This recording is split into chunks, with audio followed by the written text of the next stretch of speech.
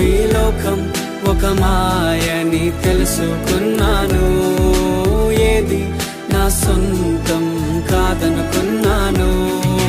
తప్పిపోయిన కుమారుని నేనైతే నా కొరకై నిరీక్షించే తండ్రి నా యేసు. తప్పిపోయిన కుమారుని నేనైతే నా కొరకై నిరీక్షించే తండ్రి నా యేసు. ఈ లోకమంతా నేను వెతకినా నాకు లేదయ్యా ఎక్కడా ఆనందం. నీ సన్నిధిలో ఒక్క క్షణం